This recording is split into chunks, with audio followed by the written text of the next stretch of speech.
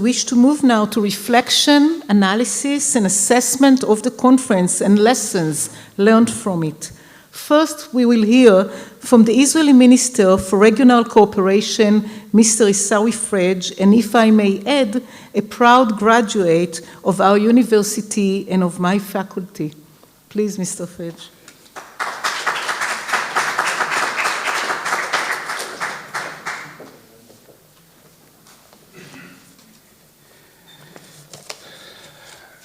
Welcome. ברוכים הבאים, שלום, מרחבה. We can speak in a lot of languages here because I see a lot of my friends here. Let me start with the first one, Professor Moshe Asher, my friend, President of the Hebrew University. Before I continue, the other friends who I see here, let me share you my feeling. The Hebrew University, for me, here, my political identity was shaped. I started my studying here in 1982. And I know each corner here. Here I learned about the importance of the Arabs and Jewish and my identity to be there in Arab Jewish Party. Here I started my way political to be part of, some of you know that, Rat's party, our leader, זיכרונה לברכה, Allah yarhamha, Shulamit Aloni. This is the Hebrew University for me. Professor Vinitsky Sarusi, Director of Truman Institute. You are Excellency Deputy Ambassador Milan. We have met before, it's not our first time here together. Dear friends, I'm just think how if I need to read what my staff already wrote for me or just to have to speak with you. Yeah, I will read the things that they wrote for me, but during this I will say something that I really believe and I think that I should say it here because it's a special stage for me here to be and to say things that already I believe. I used to say things frankly. I prefer to speak on the table, not under the table. It will be more strong to say the words on the table that everyone can see and can hear you. In the Middle East, simple acts, especially simple acts like Madrid conference, can have far-reaching impact on the reality. It started in Madrid, now we are in Abraham Accord. The Madrid Peace Conference did not lead directly to peace agreement. It's starting. But it did lead to a change the understanding of what was legitimate and acceptable. Madrid may not have changed reality on the ground, but it changed mindsets in the region. Prime Minister Shamir may be the most right-wing prime minister in Israel's history, did not want to go to Madrid. He was physically forced to go, pushed by the two superpowers that put the conference together. It's true. The PLO was officially excluded from Madrid, but the heads of the Palestinian delegation, Dr. Haidar Abdel Shafi, Allah yarhamu, and Saeb Erekat, Allah yarhamu, were quite open about their coordination with the PLO leadership. I remember it quite that Shamir, our prime minister, don't want the PLO to be part of this negotiation. They sent Haidar Abdel Shafi and Saeb Erekat, and directly during all this meeting, they have connected with the PLO and did the same what the PLO want. Shamir's participation in a political dialogue with the Palestinians was so symbolic. It shifted beliefs about what was possible. It planted the seeds for the Oslo process and the peace treaty with Jordan.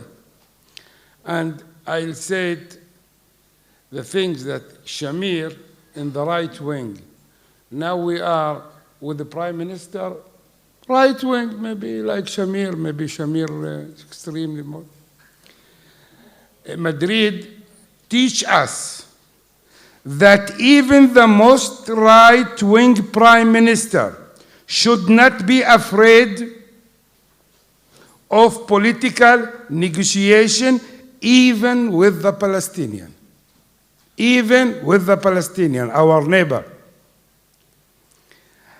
At the same time that Madrid planted the seeds of Oslo, it also helped advance the process of turning Israel into legitimate regional actor. 30 years later, this process reached a major landmark with the signing of Abraham Accords. And let me say, my friends, normalization, it's not a bad word. There is no peace without normalization. What is peace without normalization? Because in the Arab country, they look to the word normalization with they hate this word. They hate it. Believe me, normalization, it's not a bad word. It's not a bad word. The process, I believe that any agreement Israel signs is a step in the right direction. I believe also that dialogue is central and will have an spillover effect that we sometimes don't know to anticipate, just like the Madrid conference. As a minister of regional cooperation, I believe that the integration of Israel into the Middle East and expanding cooperation between Israel and the Arab world can bring great benefits both to Israel and to the peoples of the region, in areas from innovation and trade to education, sports, and the environment. I believe the Abraham Accords will be good for the Palestinians too. I'll say it again, and I'll know what I am saying now. I believe the Abraham Accord will be good for the Palestinian too. We have 12 years that the peace process frozen, nothing, frozen. Abraham Accords made the movement of the peace process. And this movement will reach the Palestinian also. Because for me, the Middle East like a picture, a Basel, big Basel picture.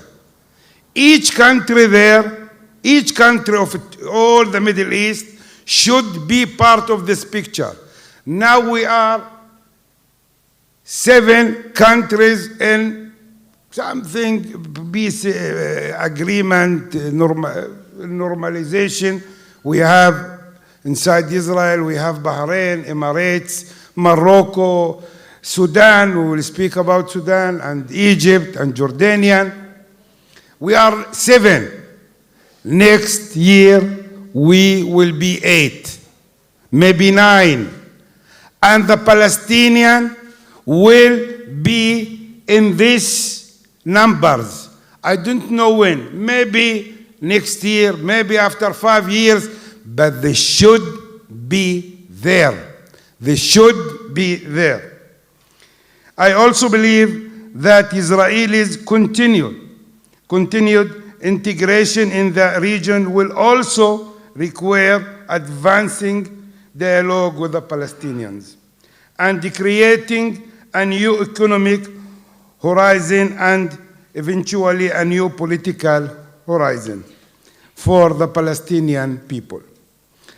As the maps in Dr. Shaul Arieli, important atlas of the Jewish-Arab conflict clearly show, the past, present, and the future of Israel and the Palestinians are bound together.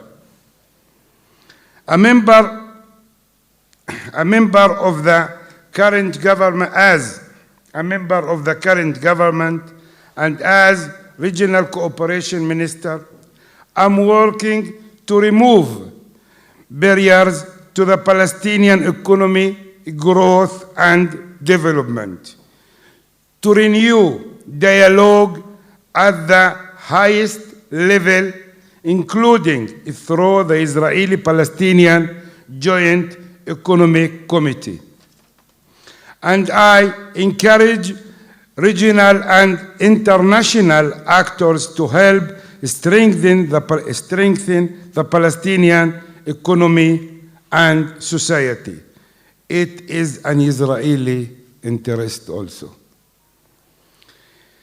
It is true, before we entered this change government, we in Merit's party agreed not to advance what we don't agree on in this government. I'm sorry to say that. We have a complicated government,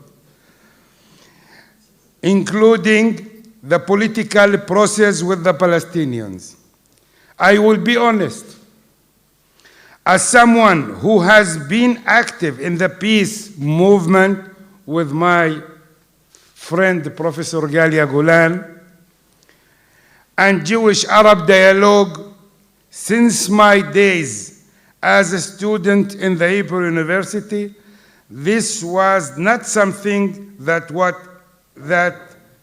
was easy for me to be part of the government, and you cannot touch the Palestinian issue. It's not easy for me. But in my position, as a head of the JEC, the Joint Economic Committee, I'll do my best there to help the region and the Palestinian society and to support the Palestinian economy. But at the same time, my friend, we also insisting that the government would not advance unilateral steps such as annexation. we Merit Party, we are part of the government. In the first hand, I said not to advance what we don't agree on. But in the other hand, we also incited that the government would not advance unilateral steps such as annexation. A two states for the two people solution should be the aim and policy of every Israel government. And we in Merit will not allow the government to take steps that undermine the possibility of a future Palestinian state, such as building in areas like E1. Dear friends, thank you for your work to both study and promote peace, including through the publication of this atlas.